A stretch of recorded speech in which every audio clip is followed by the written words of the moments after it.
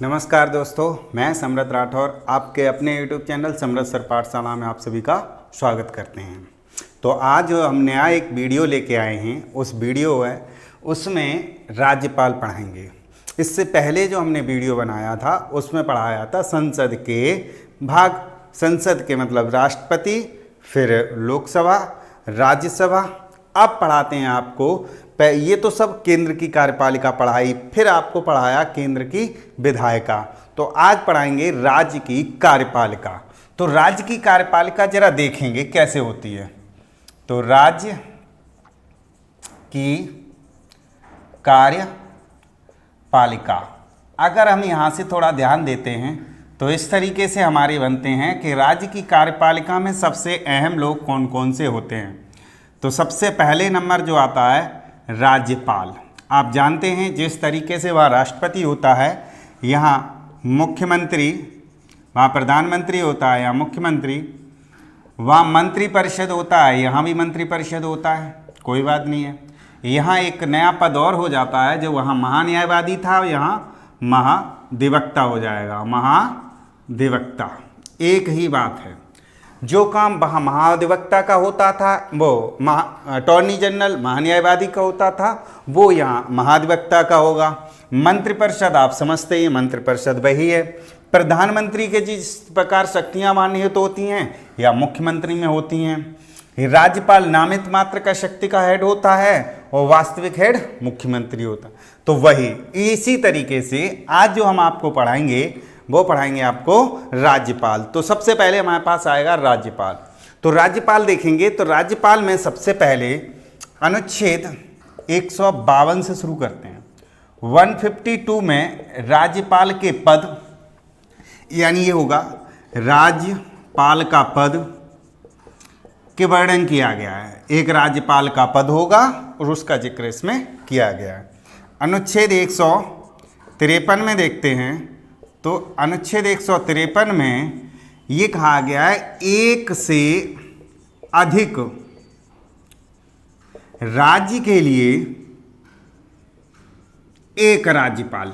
बिल्कुल समझ में आ गया होगा। कभी कभी ऐसा भी होता है कि दो जिले स्टेट आपस में पास होते हैं तो उनका कार्यभार भी उन्हें सौंप दिया जाता है, इन केसेस में उनके पास नहीं होता है। तो अनुच्छेद 154 पे आते हैं, जिसमें 154 में है, अनुच्छेद 154 में कार्य एवं शक्ति।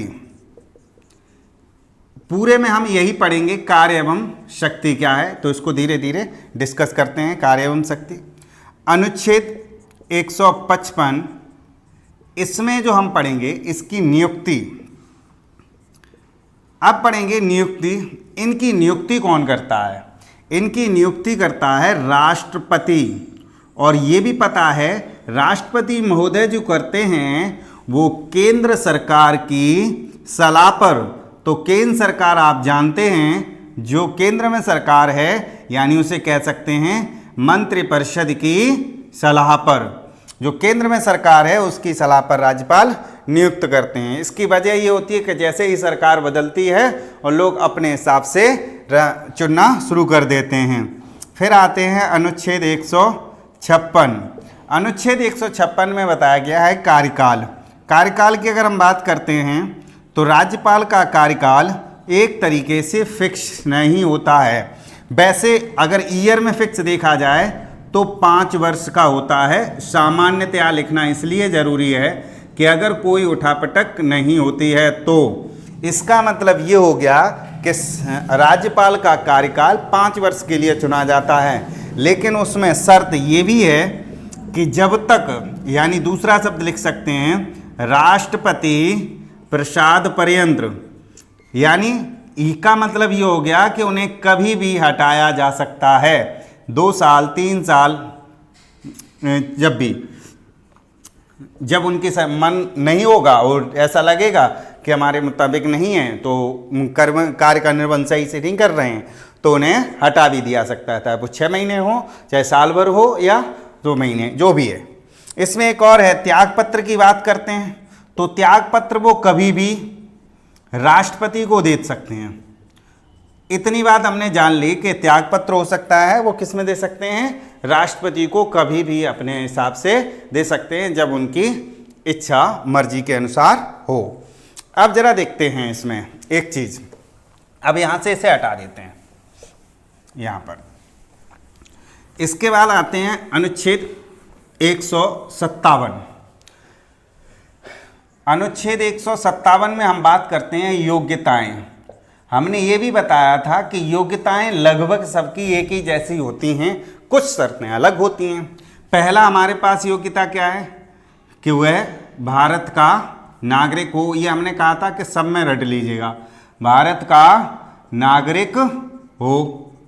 दूसरा, 35 वर्ष आयु पूरी कर चुका हो, ये भी बताया था, बिल्कुल कर चुका हो। 2 हो गई हमारे पास।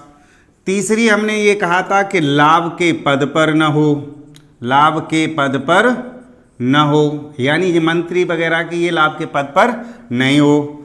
चौथा हमने कहा था मानसिक रूप से स्वस्थ हो, रूप से कैसा हो, स्वस्थ हो।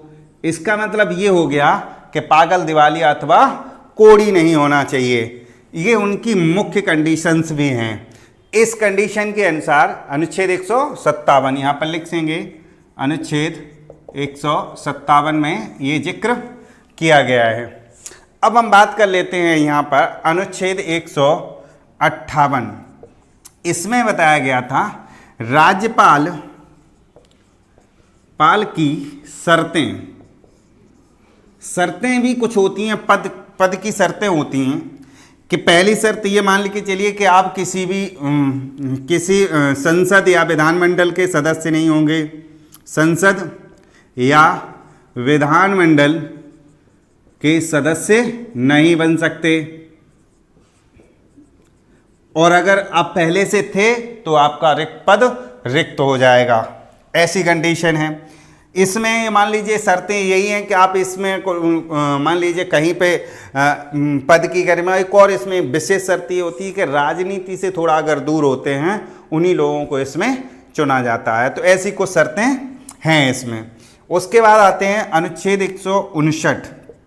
अनुच्छेद 59 में हमको जो बताया गया है वो बताया गया है शपथ में हमारे पास क्या है कि शपथ ही हमेशा हाईकोर्ट के जज के समक्ष लेते हैं।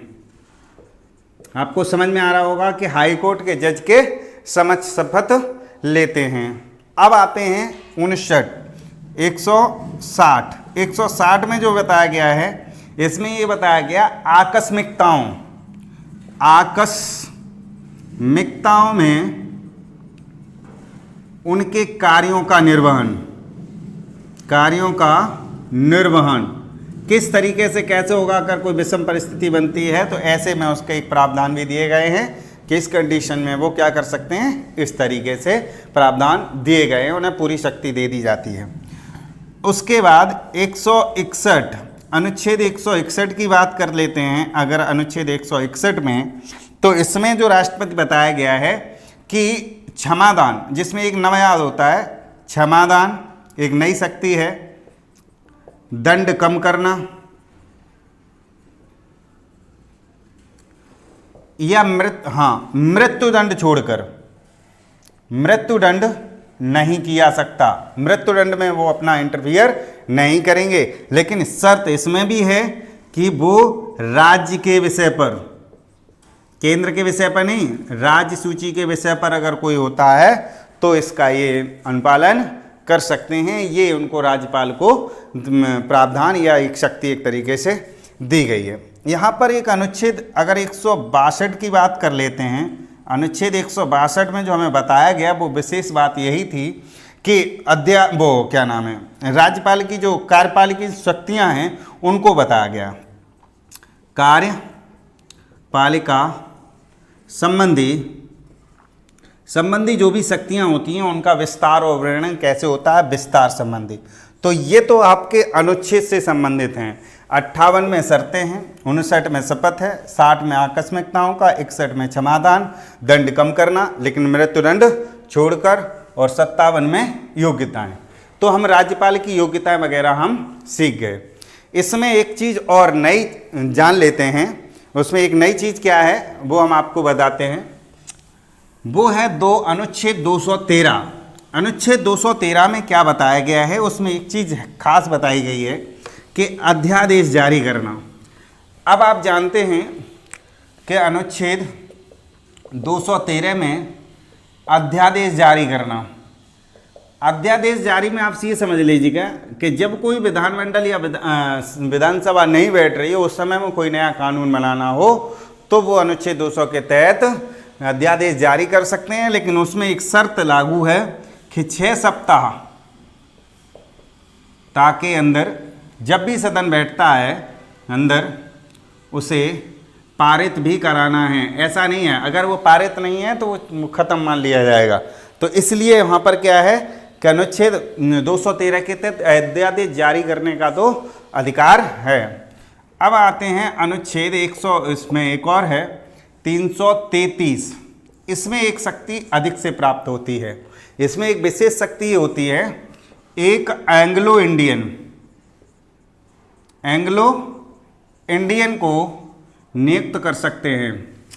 राष्ट्रपति 2 कर सकता है काय में, लोकसभा में, ये विधानसभा में एक एंग्लो इंडियन मनोनीत कर सकते हैं। इसके बाद एक चीज़ है यहाँ पर इनकी अगर शक्तियों की, विशेष शक्तियों की बात करें कार्य एवं शक्ति में, तो कार्य एवं शक्ति जो अनुच्छेद 55 में जो हम पढ़ रहे थे वो 54 में, तो उसमें क्या था, कार्य एवं शक्ति में सबसे पहले तो इनके पास एक आती है नियुक्ति की शक्ति।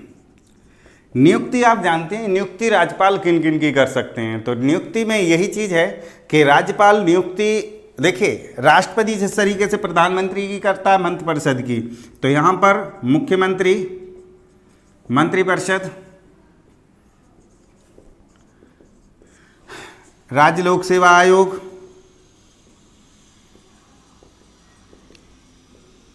राज्य वित्त आयोग, राज्य चुनाव आयोग, कुलपति इत्यादि लोगों की ये नियुक्ति करते हैं। ये इनके पास विशेष पावर होती है। जिस तरीके से राष्ट्रपति की पावर होती है उसी प्रकार से यहाँ पर ये शक्ति इनके पास होती है। अब एक और इसकी दूसरी शक्ति जो क्या है, अगर हम दूसरी शक्ति की बात कर लेते हैं तो इसमें अनुच्छेद 356, अनुच्छेद 356 यानी राष्ट्रपति शासन। जब राष्ट्रपति शासन लगता है तो ये एक तरीके से पूरे कार्यपालिका के हेड हो जाते हैं, कार्यपालिका के वास्तविक हेड हो जाते हैं। अब तक कैसे थे, नामित हेड, तो वास्तविक हेड बन जाते हैं। इनके पास एक विशेष शक्ति है। और इनकी अगर एक आध दो शक्ति अगर हम आ जाते हैं कि क्या नाम है, विधायी शक्ति की बात में, ये तो होगी नियुक्ति की। अब इससे संबंधित अगर हम देख लेते हैं विधायी शक्ति, तो विधायी शक्ति क्या है, जो सदन को चलाते हैं, तो सत्र बैठाना, सत्र बुलाना, सत्र समाप्त करना, बिल पारित करना, हस्ताक्षर करना, ये सब चीज़ें हैं। एक और इनकी अगर देख लेते हैं वित्त संबंधी शक्ति। वित्त संबंधी में अगर हम बात करते हैं तो वित्त संबंधी जो इनकी शक्तियां हैं, धन विधेयक है उसको मंजूरी देना। धन विधेयक हमेशा जो है जो होता है उसमें पूर्व अनुमति होती है, इसमें पूर्व अनुमति। और एक बजट पे भी इनकी पूर्व अनुमति होती है। तो इस तरीके से इनकी जो हैं ये विधायी शक्तियाँ होती हैं। इसके बाद हम एक इनकी शक्तियों की और बात कर लें, न्यायिक शक्तियाँ। अभी जो हमने आपको बताया वो बताया न्यायिक शक्तियाँ जो बताई थी वही हैं इनकी न्यायिक शक्तियाँ। वो न्यायिक शक्तियों में क्या है, जैसे क्षमादान शक्ति। अगर हम न्यायिक शक्ति की बात करें तो क्षमादान अभी बताया आपको, और दंड कम करना इत्यादि। मृत्यु दंड छोड़कर, मृत्यु दंड कैंसिल, इसे छोड़कर, वो भी राज्य के विषय पर, ये भी लिख सकते हैं राज्य के विषय पर। इसमें एक विशेष एक और शक्ति है स्वविवेक। स्वविवेक की शक्ति क्या कह सकते हैं? स्वविवेक की शक्ति यह है कि जब भी कोई सदन में या जो भी सत्ता दल का नेता है और वहाँ पर सरकार बनाने में सक्षम है, तो उसे किसे न्योता देना है, क्या करना है, बहुमत नहीं ठीक से हो पा रहा है, तो ऐसी कंडीशन में उनके पास एक विशेष पावर होती है, वो उसका प्रयोग कर सकते हैं। एक होती है वीटो पावर। वीटो पावर राष्ट्रपति जैसी ही होती है, लेकिन थोड़ी सी इसमें अलग है कि राज्य के विषयों पर जब कोई पावर आती है, अगर उसे पास नहीं करना चाहते हैं तो वो उसे राष्ट्रपति के पास भेज देते हैं, तो उसे राष्ट्रपति के पास भेज देते हैं। तो उनके पास एक क्या है, एक वीटो पावर आ जाती है। तो ये, और एक वेतन संबंधी देख लेते हैं। वेतन उनका जो है 3 लाख 3.5 लाख बताया गया है। अभी जो नया केस हुआ है, पहले इससे पहले 1,10,000 मिलता था, इसमें आपको 3.5 लाख। तो हमने आपको इसमें सारी चीज़ें अनुच्छेद बता दिए, सारी चीज़ें अनुच्छेद को लेकर के। राज्यपाल में जितनी भी पॉइंट होते हैं, जो भी बनते हैं, वो हमने एक एक आपको डिस्कस कर दिए। इससे के अलावा कोई भी ऐसा पॉइंट नहीं है जो राज्यपाल से कुछ छूटता हो। अनुच्छेद 52 से लेकर के और 62 तक भी सारे जिक्र हो गए, और उनके कार्य एवं शक्तियाँ क्या हैं ये हो गई। तो बाकी सब चीज़ें हमने कोशिश कर दी है। अब आप इसमें ऑब्जेक्टिव बनाएंगे, जितना भी कोशिश हो सकती है उतना आप ऑब्जेक्टिव बनाएंगे। और हमारे लिए आज के लिए इतना ही। अब आपको हम मिलेंगे नए वीडियो में। वो नया वीडियो होगा आपका मुख्यमंत्री का। तो मिलते हैं नेक्स्ट वीडियो में। और लाइक कमेंट वाला शेयर और सब्सक्राइब जरूर करते रहिएगा और हमें हौसला बढ़ाते रहिएगा। धन्यवाद।